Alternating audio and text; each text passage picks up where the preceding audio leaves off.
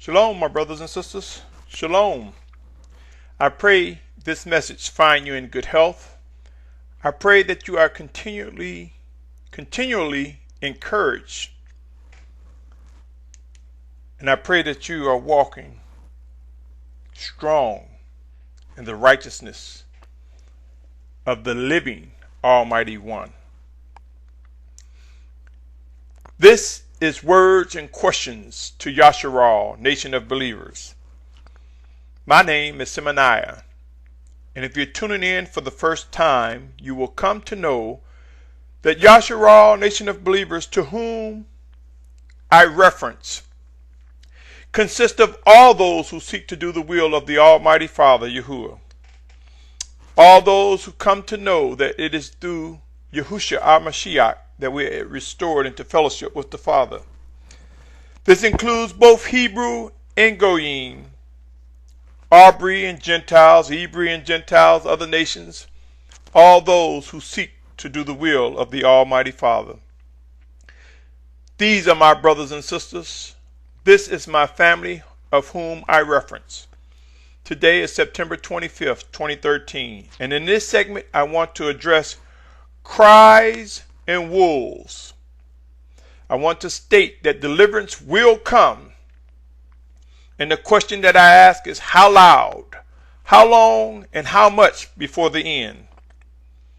My brothers and sisters, end time challenges are before us. There are brothers and sisters, men, women, and children who are experiencing famine, drought, pestilence, and disease as we breathe. Our attention for some reasons has taken the mercies and favor that we are receiving this day for granted. But we have brothers and sisters that are suffering in different parts of the planet and different parts of this country. I am in the United States. Hidden information is becoming uncovered. The identity of a scattered race is emerging. The completion of restoration as it relates to fulfilling all those, including the race of Hebrews, Abri, that was scattered, who seek to worship and obey the Most High Father Yahuwah and accept Yahushua as Mashiach and Messiah, will be saved. Those who will be saved is made possible. That restoration, that identity is coming out, my brothers and sisters. Those who are true believers. Yes, among those are those who have no intentions of worshiping the Most High, but are discovering that they, by race, are Yashar'al. It is important to understand, my brothers and sisters, even though there are scriptures that talks about we're neither bond nor free, Greek, nor Hebrew, etc., we're made one by Yahushua Mashiach. But make no mistake, my brothers and sisters, in order for scriptures to be fulfilled that address the scattered nation, the scattered chosen people of the Almighty Father, we must come to know our identity by race.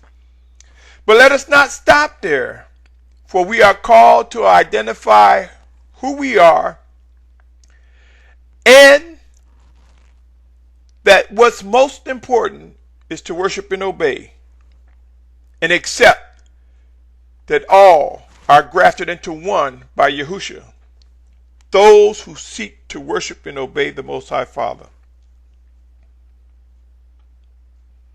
You see, my brothers and sisters, out of all the nations there was one who was cursed and rejected.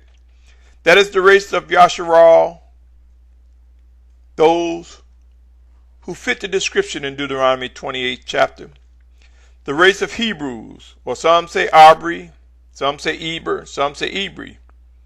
But we must be identified to bring all of the Almighty Father's people together who seek to worship and obey Him. Not all Hebrews are part of the people of the Almighty Yahuwah, for there are some who are rebellious and seek to follow the enemy. As those who truly come to discover their identity and have a heart to worship and obey, we are witnessing hunger, a strong desire to discover the truth, to learn more about our identity. In these actions are many who become overzealous, some overwhelmed, some over anxious. Many who are excited, not to mention stunned, over the uncovering of our identity and truth. Yes, there are those who are sincere in every way, seeking to and reflecting growth in righteousness. Let us not fall for the thought that we have a sense of entitlement. Let us come to realize that we are all made one by Yahushua. As a result of these discoveries and many other things that are unfolding, if we look around, we'll see all types of actions, messages, teachings, translations, just to mention a few of the attributes that are occurring in these discoveries. Allow me to take a moment and define the word cries and wolves. No, I am not seeking to be condescending, but I just want to bring out a thought, a point. Please be patient with me. Cries, shed tears, an expression of distress or pain. What are some synonyms? What are some other words that are similar to the word cry or cries? Weep, shed tears, sob, wail, call, shout, yell, scream, and more. I submit to you, my brothers and sisters, that there are many cries that are going about the face of the earth, cries for help. Whether they be in direct with tears, or whether it be through living experiences that bring about the sounds and actions that are reflective of those seeking truth, seeking after righteousness, whether it be recklessly or patiently or according to the precise time that is guided by the Most High. We see cries among the believers. Believe it or not, my brothers and sisters, a hunger is emerging and enlarging among those who seek the Most High. There are many who are experiencing frustration, confusion, pain, disappointment, depression, and a host of other unpleasant experiences in the attempt to discover true righteousness from the Almighty Father Yahuwah. There are those who are hungry to understand righteous words and the ability to translate scriptures correctly. These actions are representative of cries, with the exception of those who have discovered how to discern the voice of the set-apart Spirit that Almighty Yahuwah sent in Yahushua's name. Occasionally, even these cry out, for this journey is filled with attacks, and the flesh will continue to lust and war against the Spirit. Did you know that there are many predators that seek their prey by identifying those crying, by taking advantage of the cries from their prey? Scriptures use one description of a specific predator, the wolf or wolves. Many of us are familiar with Matthew 7:15, which reads as follows: "But beware of false prophets who come to you in sheep's clothing, but inwardly they are savage wolves." Luke 10:3 reads, "Go, see, I send you out as lambs into the midst of wolves."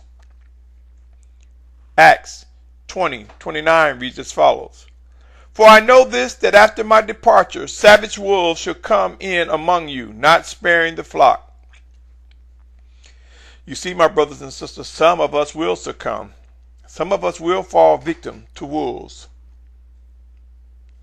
How many of us realize that this must happen in order to make these scriptures true? But how many of us realize we do not have to fall victims of wolves? Yes, some will, but we don't have to. Who has determined how to conquer the wolf, or how to be in a safe place away from the wolves? Allow me to insert the definition of a wolf. Many already know this, but let me please mention such. One definition of a wolf is a wild carnivorous mammal of the dog family, living and hunting in packs. It is native to both Eurasia and North America, but has been widely exterminated. Another definition is used in similes and metaphors to refer to a rapacious ferocious person or thing. I submit to you, my brothers and sisters, if we fail to walk with precision, if we fail to seek to worship and obey the living instructions and guidance from a living, set-apart spirit sent in Yahushua's name, if we fail to do this, we are at risk of being attacked and possibly devoured by wolves, whether they are in sheep clothing or not. I ask the question, are we contributing to the cries? Are our actions and behaviors helping wolves? What is it going to take for us to begin identifying and establishing right rulings to the one in the mirror as well as one another as guided by the set-apart spirit? What is it going to take? For it is in right rulings that we become strong, that we are endowed with the power and might of the Most High to conquer the wolves, to bring the wolves to subjection. Yes, my brothers and sisters, there are cries and there are wolves. How loud must the cries get before we realize we must seek earnestly to worship and obey beyond what we are doing this day? We must learn how to pray without ceasing, constant communications with the set-apart spirit from above. How loud must the cries get before we realize what must be done and seek living guidance? How long will we witness the cries of the people of Yashar'al before the Almighty Father Yahuwah respond? How much wickedness will we see among the wolves who take advantage of the cries of those who hunger for righteousness and stumble? My brothers and sisters, the Most High Father, the Almighty One, has promised much and created as well as is executing His plan for Yashar'al, those who seek to worship and obey Him. The thresholds we know not, save that which is written in the book of Revelation describing the end to these attacks from wolves and final judgment. Yes, my brothers and sisters, the time is at hand. The time is at hand to realize the sincerity of what's before us, the realities of this journey. End times have arrived in the last days. Beyond what has been echoed in times past have come upon us. Famine, food shortages, drought, fresh water shortage, pestilence and disease will increase in the coming days and months. We will witness a rise in living instructions and guidance. We will also see reproof, discipline, judgment, and wrath like never before. Humbling times are rising, my brothers and sisters. To those who seek to worship and obey, we will improve in our worship, in our obedience. We will come to know more clearly what is expected of us. Remember, judgment begins at the house of the Almighty Father Yahuwah.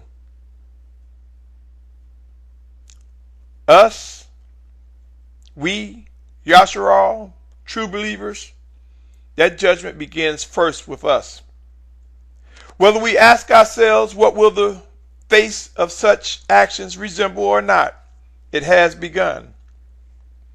Some of the conflict that we see among one another is the result of the Father, the set-apart Spirit, working in us to sharpen, instruct, reprove, and execute His right rulings, Him using us one towards another, as well as those kicking against the pricks.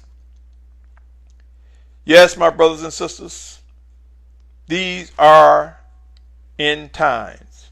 There is no place to hide, and there is no such thing as a good excuse. Living words are reaching each of us. It would be wise to come away from the unbelief, dull hearing, and veiled eyes. It would be wise for us to realize that, yes, living words are reaching us. Have we identified what those words are? Have we learned how to come from the cries, out of the mouths and the snare of the wolves? Have we learned how to identify righteous words from above? Rise up, my brothers and sisters. Receive all that is waiting for you, for me. The harvest time is upon us. Thresholds approach and cries will be met with remedies. The actions of wolves will come to a halt. there will be diverse experience as a result of these changes. Some of these experiences will be joyous to those who hunger after righteousness, and some will be regretful depending on our position with the Most Father. Be encouraged, my brothers and sisters. Deliverance is coming. My family, let us pray for discipline and avoid contributing to the cries that lead people to wolves. Let us not help the predators. Let us not contribute to the wolves' hunt. Let us come to know the living directions from above and be a beacon, a remedy to those who earnestly seek to worship and obey the Almighty Father Yahuwah. Those with hidden agendas who seek to prey on the righteous, their time is coming. Their judgment is near. Some will experience the wrath from above. They will be revealed. Deliverance will come for those who are Yahuwah's true people. Until next time, my brothers and sisters, be encouraged, be strong, be strengthened. Seek to improve in discernment and understanding. Trust that the Father will honor and fulfill all of his promises and all that is written. Until next time, my brothers, my sisters, my family, shalom, shalom, shalom.